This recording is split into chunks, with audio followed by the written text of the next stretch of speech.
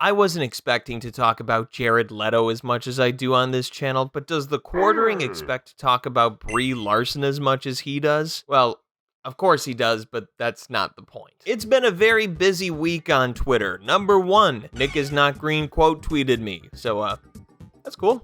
Thanks, Nick. Number 2, everybody decided that Chris Pratt voicing Garfield was going to be the deadest meme in the shortest amount of time possible. I started to write a video on the topic, but then I realized that every joke that could have been made was already made, so why do I have to labor myself with the task of writing the worst one-liners possible if everybody already heard them a week ago? What do you think this is, SNL? Yikes! Chris Pratt cast in the American remake of Squid Game is an idea that's so depraved that it's not only going to be an SNL bit, that'll come true. That's just an unfortunate reality we're all gonna have to brace for. There was one more piece of news that caught my attention, and I hesitate to say that it flew under the radar because I think it was number 1 on trending for a little bit, but I still felt like I saw more memes about Chris Pratt voicing a character that he shouldn't voice than I saw people talking about Morbius. Yeah, that's right, this 2016 looking ass movie is confirmed to still exist. Instead of being left away to rot in a crypt in Transylvania for 100 years, Sony has decided to unleash their Leto vampire project from the vault.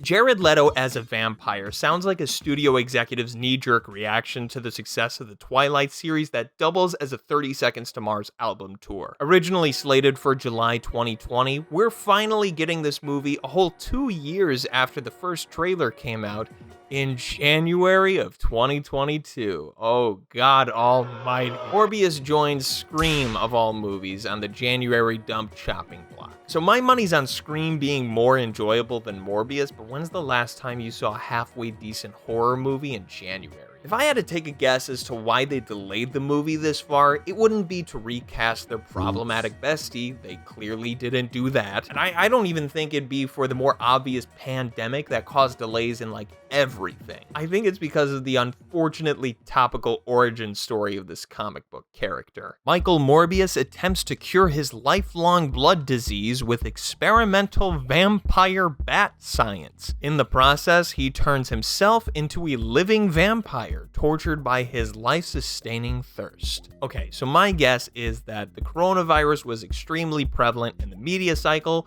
which is obvious. It was a huge topic of discussion. It impacted day-to-day life on a large scale, which led people to speculate as to where the virus came from. So the prevailing theory by the World Health Organization is that at one point it came from a bat and then was transmitted into humans, and even the circumstances to that have been widely disputed. That theory by the World Health Organization isn't even fully proven, that's just the prevailing theory. But the fact that this superhero movie where the titular character gets his powers from mutated bat DNA was slated for release during a pandemic that was probably caused by mutated bat DNA is pretty fucking rich. Before the pandemic, which is oddly funny for me to say, before the earth-shattering pandemic, Sony released a teaser trailer for Morbius, and it's got a pretty long runtime for a teaser trailer. In fact, it's so long, it's 3 seconds longer than the new official trailer. Teaser trailers should not be longer than 90 seconds. If I'm being honest, I don't think they should be longer than a minute. It's a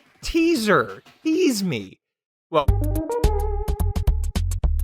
don't give me a fucking plot synopsis in your teaser trailer. I feel like that should be obvious by now. So I didn't watch this trailer right when it came out because I didn't have a notification on for it, because I'm not a weirdo who really likes the Sony Spider-Man villain movies. I'm sorry if you are. I really hope you're seeing somebody about that. The buzz I heard on my Twitter feed right when the trailer came out was that it was surprisingly good. All of a sudden, all the negative scrutiny that I heard when the first Morbius teaser was released was gone. All of a sudden, this movie looks great. I am never trusting you bitches again. That trailer was ass. When I watched this, I all of a sudden realized that Sony is super guilty of the super slowed down cinematic classic song trope, which I don't think is necessarily a bad thing. I'm not going to discredit the trailer for this. There are some cinematic trailers that I think execute that pretty well. Morbius isn't one of them. People are strange by the doors. Get it? The weirdo doctor that can turn into a vampire? That's pretty strange. People are strange. People are strange. I love that the song choices in these trailers don't make a lot of sense either. Like, I think of the trailer for the second Venom movie. It uses One by Three Dog Night. That song is about how lonely the singer is. They keep reiterating how 1 is the loneliest number.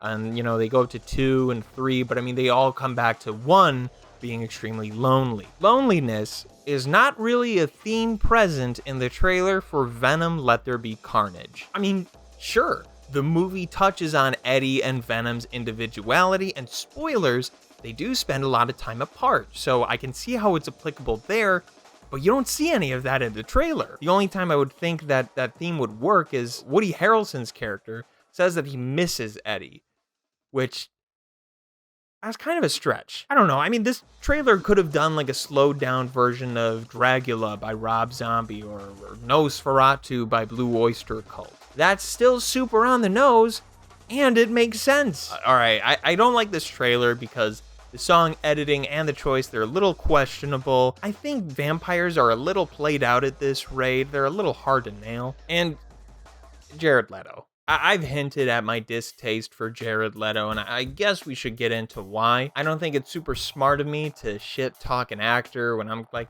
kinda wanting to be an actor myself, but I feel like I have my reasons. I feel like I have good reasons. He found out about the coronavirus pandemic weeks after the World Health Organization finally declared it a pandemic.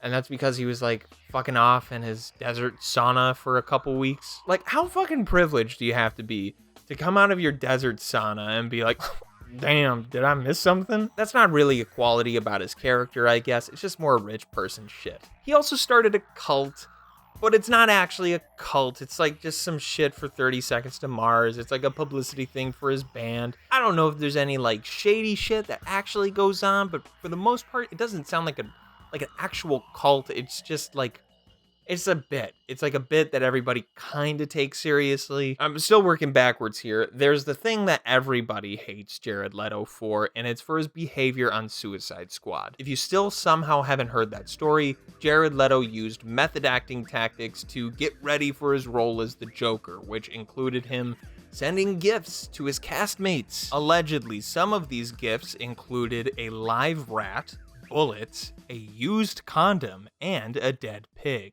Sweet. Great gift. Okay, so according to Jared Leto, he never sent like used condoms specifically, but that doesn't refute that he didn't send those other items. So, and then there's like this other thing that I don't think people like to talk about because it's the reason for his Oscar. I don't think it's cool for cis people to play trans people in movies. That's probably a hot take. Not sure how my audience is gonna like this take, but that's really where I stand. That also casts like a horrible representation on the trans community. If a cis man is playing a trans woman, that's further propagating this idea that trans women are women. They're men pretending to be women. And that's fucked up. I don't think that is sending the message that needs to be sent. So, my grievances aside, Morbius looks like a dumb fucking movie. I don't like Jared Leto any better. Who don't want it?